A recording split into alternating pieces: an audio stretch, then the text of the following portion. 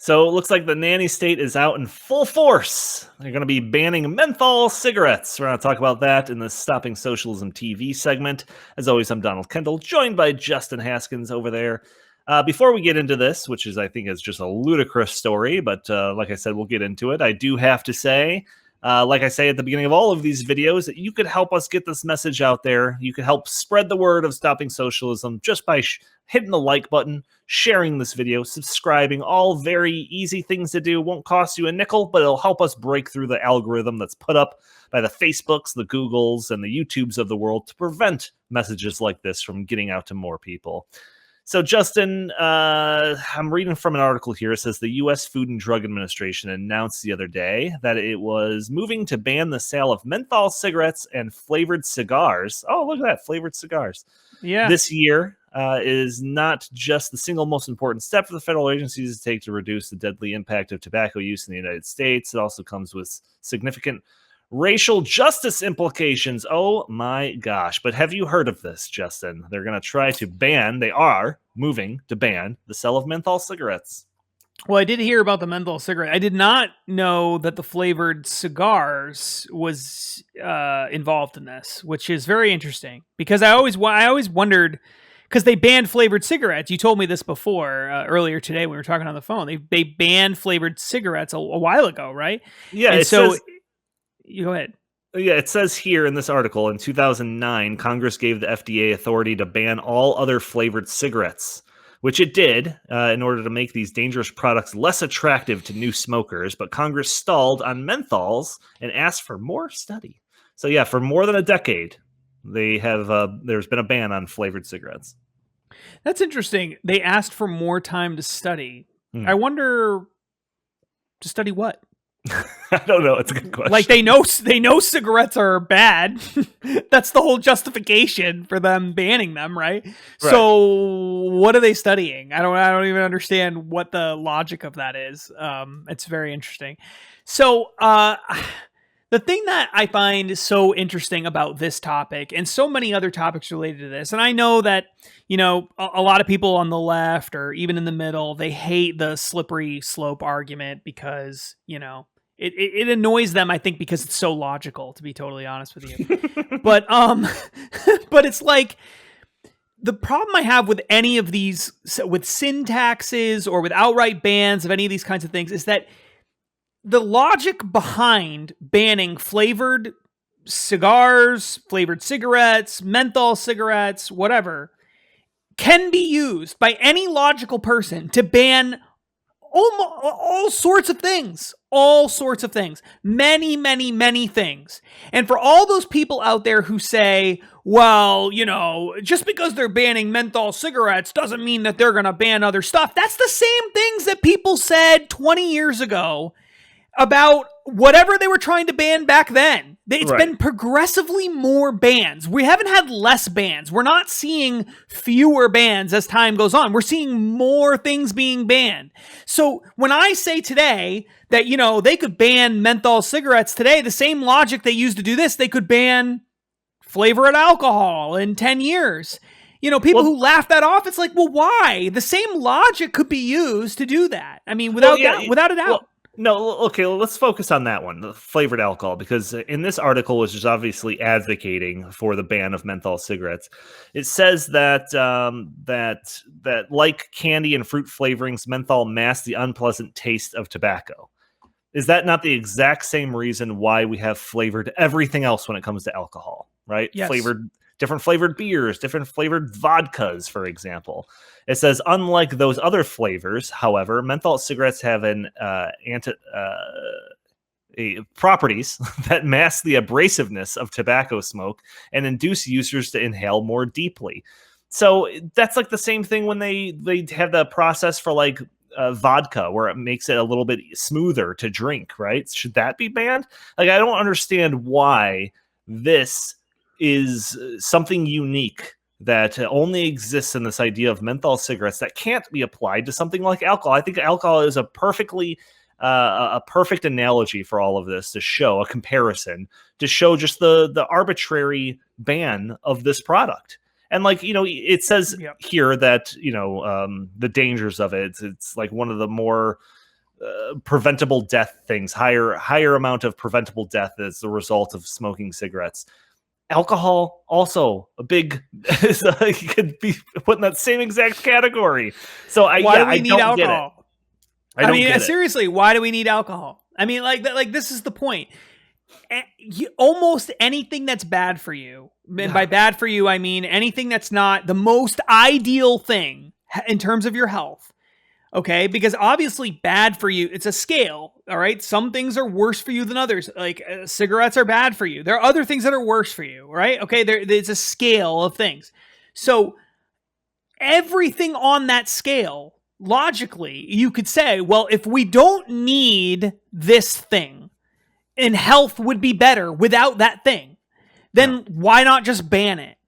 And from a progressive perspective, I don't know why you wouldn't ban flavored alcohol. There's no reason to have flavored alcohol. Let's just not have flavored alcohol. And then that way alcohol's less delicious and therefore you're less likely to consume it and therefore less likely to die from it or become an alcoholic or whatever. I just looked it up.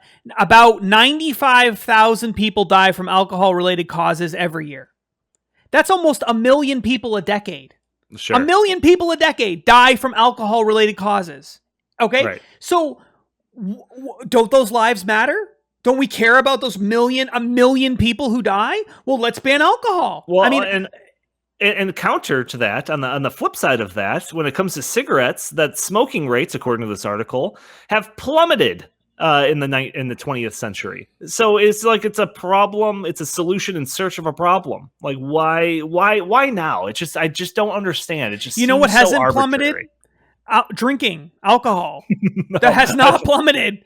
It's gotten worse probably into the pandemic. There's probably more alcoholics today than there were 3 years ago. So think about this. Like if you're going to look at let's put it this way. Younger people are smoking at significantly less rates over time compared to older generations. That's because younger people are aware of the dangers of smoking when older generations were not as aware of those things, because when they were growing up, it was much more common. A lot of people didn't necessarily know how dangerous they were, etc. So people have more information now. There's fewer people smoking. But everybody knows what the dangers to alcohol are. And there's no significant decrease in the rate of drinking alcohol.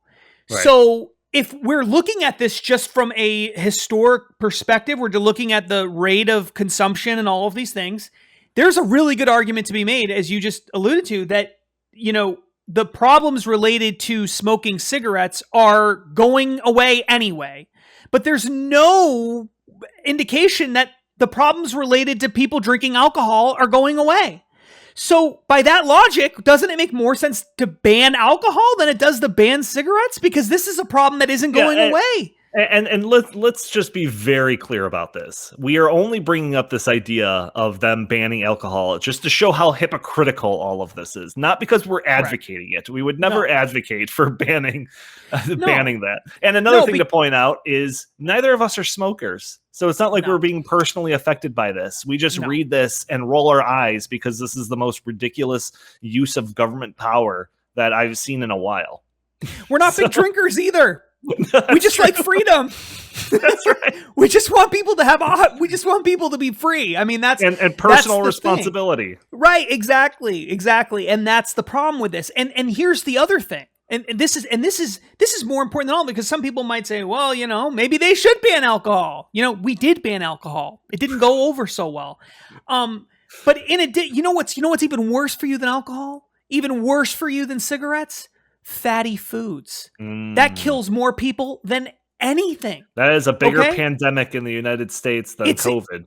It's the biggest. You're probably more likely to die from causes in America. If you're an American, you're probably statistically more likely to die from causes related to heart disease and other things that have to do with diet and exercise than you are anything else. It's one of the top 5 causes of death in the United States, whether you're a male or female. I don't have the numbers in front of me, but I'm almost certain that that's the case. So why do we allow people to eat unhealthy foods? Here, I got the numbers right here. CDC, number of deaths for leading causes of deaths: Heart disease, number one. Number one. So, Number one. So this is my point. Why are you banning cigarettes if the number one cause of death is why not just force everyone to eat healthy? You know, you don't have to eat French fries. You don't have to eat hamburgers. We can just force everyone to eat celery every day of their lives, from the time they're born till the time they die. All you get is celery. If we just had celery and tofu and nuts, and that was it, that's all you ate, you know, then everyone would be a lot healthier. Why don't we just do that? No, they're not banning, in this analogy, they're not banning the French fries. They're just banning you putting condiments on it. So you can eat French fries, just God forbid you dip it in ketchup. Right. That's where you can still have French fries, but bug spray all over it first to make it taste horrible, and then you can have your French fry.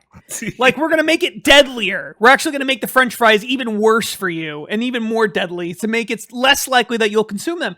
I mean, I understand how ridiculous that sounds, but it's like, that's the same logic. So if we are going to let them do it with whatever it is, whether it's cigarettes, you know, they did it with vaping. They've actually put all sorts of regulations and mandates in place for flavored vaping and other things. Vaping isn't even that bad for you. It's like, from a health perspective, because it's an alternative to cigarettes, it's actually way better that we have vaping than not have vaping, because it's a way to get people off of cigarettes.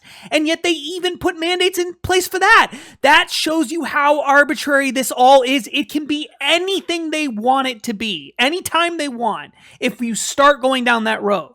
Yeah, and to kind of tie this into socialism, other than it just being like a nanny state thing, expect more things like this from the government, the more collectivized our healthcare system gets.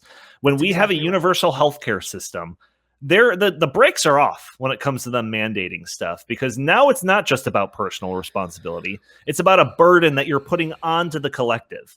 If the collective, you know, through the tax code and government or whatever, is paying for your healthcare expenses because of a universal healthcare system, then the collective has a rightful input on how you take care of yourself, and how much French fries you eat, and how much alcohol you consume, and how many cigarettes you smoke.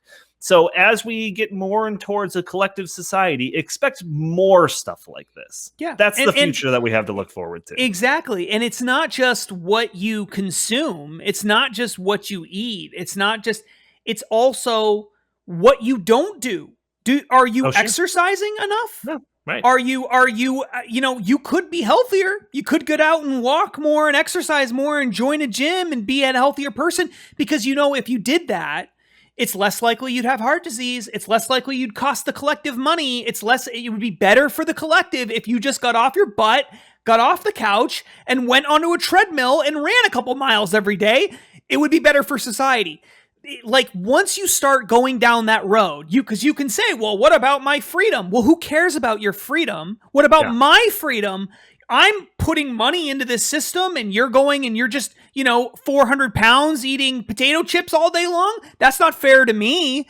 See, once you start collectivizing things, you get into extremely dangerous territory. We're not talking about safety nets where, you help people who are down and out while they're down and out. You help them get out of poverty and move into self-sufficiency. We're not talking about safety nets. We're not talking about people who are just in a bad place in their lives or disabled or whatever.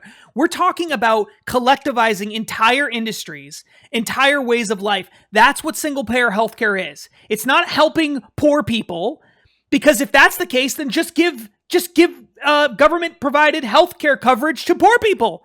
No, single-payer healthcare is about forcing everybody to participate in a collectivized system, whether you want to or not. And once you start collectivizing things, you lose all power and control over your own life, because you're now responsible to everybody around you. And that becomes an incredibly, incredibly dangerous situation for a whole variety of reasons. We've seen this play out time and time again all around the world. Whenever you collectivize anything at all, you lose your freedom. You just do. And so we want to help people when they're down and out. We want safety nets that help people move out of poverty. We want to help people who are disabled and truly need it. We want to help kids who have no ability to provide for themselves. We want that. But at the same time, we also want to maximize freedom whenever possible. And that's not what people on the left want. They want to limit freedom in the name of, social justice and collectivization and, equity and all these other things. The greater good, Justin, the greater good. They would qualify. They would say it's for the greater good. And I would say we're all worse off because of it. We can balance these two things. We can help people who are in need, who really need it. And we can maximize freedom at the same time. We don't have to choose one or the other. And that's the kind of dangerous thinking that the left is always putting into place, and it leads to these kinds of controls on society. So I don't want people to, have their cigarettes taken away. I don't think people should smoke, to be totally honest with you. If you're smoking cigarettes, I think you should stop. That's what I think is, I think you should do that. But you know what? I don't want to force you to stop. It's just like I don't want you to be able to force me to live my life differently because you think I should be doing that. Right. So we should live in a society, a truly diverse society would allow for lots of different ways of thinking, for personal responsibility, and for people to have the power to pursue the things that make them happy. And if dying on your couch at 45 years old with a cigarette hanging out of your mouth and a hamburger in your lap is the way you want to go, so be it. That's your life. It's not my life. Yeah. But once we give that power over to the collective, you will never get it back. Right. Yeah. You know what? You mentioned the hamburger, like red meat. That is going to be on the chopping block at some point in our future. I don't know when. Absolutely. I won't put a prediction out there, but they're going to try. Let's put it that way. For sure, they will try. Well, they paid it lip service already. Remember during the primaries, the Democratic primaries, the CNN did that climate change town hall, and you had people like Kamala Harris. She specifically talked about wanting to reduce red meat consumption. So these ideas are already out there. They're not necessarily mainstream, but don't put it past them to actually target that sometime in the future. And that just, because you alluded to, is that climate change town hall, that wasn't about being healthy. That was actually about stopping climate change, the world from ending, the existential threat of climate change. Right. So again, like this is another one of these things, right? If you can justify a mandate to stop, climate change from destroying the world, then can't you just justify any kind of mandate you want for anything at all? Yes, you can. And we're seeing it. We're seeing people actually say that we should put mandates in place to stop people from eating red meat or to limit red meat consumption because it's good for stopping climate change. We're seeing that. Right. So if they can do that, and they can ban cigarettes, and they can ban vaping, which isn't even really bad for you, and they can do then they can do anything. They can do anything. Right. And that's so dangerous. Yep, absolutely. Well, you can find more commentary and stuff like this on Stopping Socialism TV, StoppingSocialism.com. You can watch more videos like this on Stopping Socialism TV. You can find our content spread across all the different social medias. You can find us on Facebook, YouTube, as I already mentioned. We have an Instagram account. We have a Parler account. Justin, where can people find you? At Justin T. Haskins on Facebook, Socialist Twitter, and Parler. All right. Thank you all for tuning in. We will talk to you next time.